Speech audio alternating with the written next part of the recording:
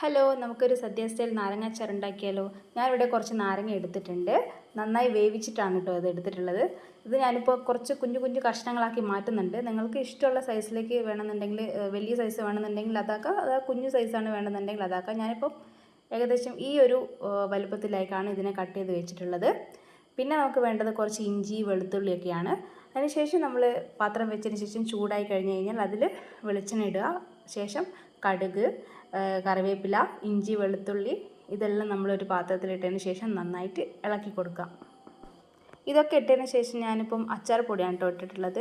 നമുക്ക് എത്രയാണോ നമുക്ക് ആവശ്യം അത്ര ഇടാം. ഞാനിപ്പം എത്ര ചെറുനാരയാണ് എൻ്റെ കയ്യിലുള്ളത് അതിനനുസരിച്ചാണ് അച്ചാർ പൊടി ഇട്ടിട്ടുള്ളത്. ഞാൻ അളവും കാര്യങ്ങളൊന്നും ഞാൻ എടുത്തിട്ടില്ല.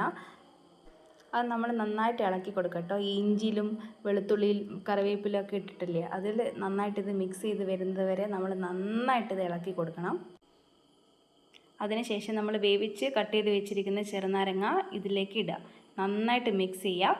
ഈ അച്ചാർ പൊടിയെല്ലാം ഈ ചെറുനാരങ്ങയിൽ വരുന്ന രീതിയിൽ നന്നായിട്ട് മിക്സ് ചെയ്യണം.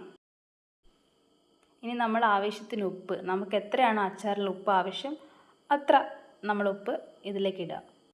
എന്നിട്ട് നന്നായിട്ട് ഇളക്കി കൊടുക്കുക.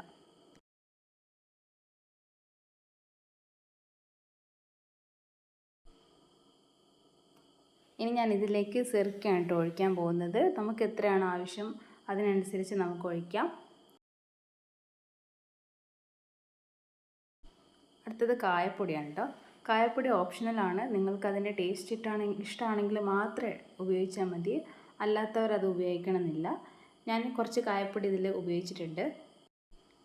പിന്നെ നമ്മൾ ഇതിനകത്ത് ഇട്ടിരിക്കുന്നത് ഉലുവയും കടുകും പൊടിച്ചതാണ്. ഉലുവയുടെയും കടുകിൻ്റെയും പൊടി നമ്മൾ കുറച്ചിട്ടിട്ടുണ്ട്. അത് നന്നായി മിക്സ് ചെയ്തതിന് ശേഷം അവസാനമായിട്ട് നമ്മൾ ടേസ്റ്റിന് വേണ്ടിയിട്ട് കുറച്ച് ഈത്തപ്പഴം ഇതേമാതിരി അടിച്ചിട്ട് ഇടും. അതും ഓപ്ഷണലാണ്. നിങ്ങൾക്ക് മധുരം വേണമെന്നുണ്ടെങ്കിൽ മാത്രം ഇട്ടാൽ മതി. എനിക്ക് മധുരം ഇഷ്ടമായതുകൊണ്ട് ഞാൻ കുറച്ച് ഈത്തപ്പഴവും കൂടെ ഇതിൻ്റെ അകത്ത് ആഡ് ചെയ്യുന്നുണ്ട്. എന്നിട്ട് ഇത് നന്നായിട്ട് മിക്സ് ചെയ്യുക. അപ്പോൾ ഇത്രയേ ഉള്ളൂ നമ്മളുടെ അച്ചാർ, സദ്യ സ്റ്റൈൽ അച്ചാർ ഇങ്ങനെയാണ് ഉണ്ടാക്കുന്നത്.